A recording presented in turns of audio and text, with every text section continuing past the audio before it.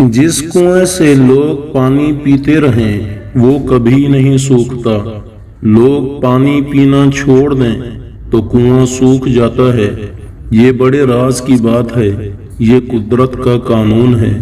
دنیا میں سب سے زیادہ نفرتوں کا سامنا سچ بولنے والے کو کرنا پڑتا ہے۔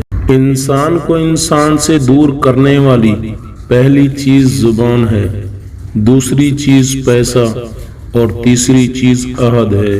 ڈر لگتا ہے آج کل کسی کو اپنا راز بتانے میں، کیونکہ اب لوگ وقت نہیں لگاتے کسی کے درد کا مذاق بنانے میں۔ ہمیشہ پرسکون وہی رہتا ہے جس کو کم یا زیادہ کی فکر نہیں ہوتی۔ اللہ تعالی ہمیشہ ان لوگوں کے ساتھ ہے جن کے دل بکھرے ہوئے ہوتے ہیں، ٹوٹے ہوئے ہوتے ہیں۔ جب کوئی انسان پر آزمائش آتی ہے وہ تب تک نہیں جاتی جب تک اس سے وہ سبق نہ سیکھا جائے جو اس کے اندر چھپا ہوا ہوتا ہے۔ عورت سب کچھ معاف کر سکتی ہے، لیکن اگر ٹھان لے تو اس کی آنکھ سے نکلا ہوا آنسو بھی معاف نہیں کرتی۔ جس شخص کو پورا سال کوئی دکھ تکلیف نہ پہنچے تو وہ جان لے کہ اس کا رب اس سے ناراض ہو گیا ہے۔ انسانیت کو دیکھا جائے تو انسانیت دشمن کو بھی سہارا دینے پر مجبور کر دیتی ہے۔ اگر احساس کو دیکھا جائے تو احساس وہ چیز ہے جس میں غیروں کا دکھ بھی اپنا لگتا ہے۔ مرنے والے کا سوگ 3-4 دن ہوتا ہے، لیکن جو بچھڑ جائے اس کا سوگ ساری زندگی کا ہوتا ہے۔